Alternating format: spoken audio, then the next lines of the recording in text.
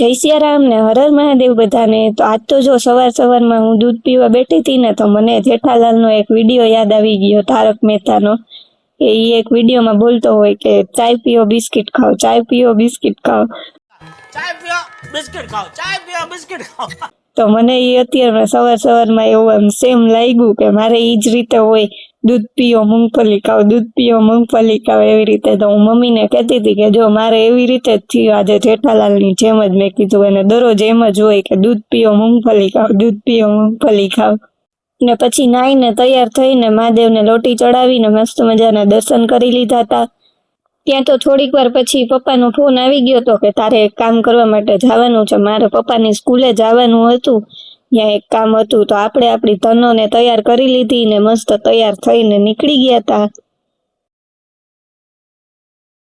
ત્યાં તો પછી બપોરે જમીને નવરા થઈને મારું મંદિરમાં ધ્યાન પડ્યું ને ત્યાં તો આ એક ફૂલની સર નીકળી ગઈ હતી જે શણગાઈ રહી હતી।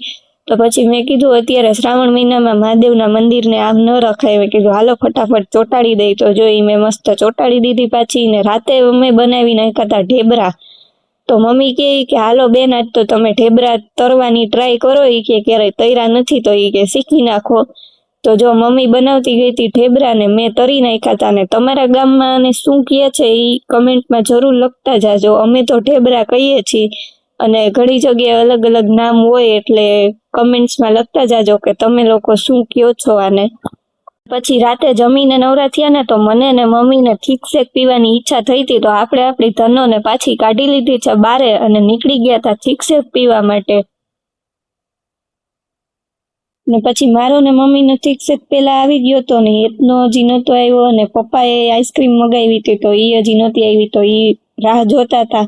અને પછી હેતભાઈ મગાવી લીધું તો ઓરિયો થીક શેક, તો એનો આવી ગયો છે ને એ મસ્ત પીવા માંડ્યો છે। આજ માટે આટલું જ, મળીએ નેક્સ્ટ વ્લોગમાં। ત્યાં સુધી વિડીયોને લાઈક અને ચેનલને સબસ્ક્રાઇબ કરવાનું ભૂલતા નહીં।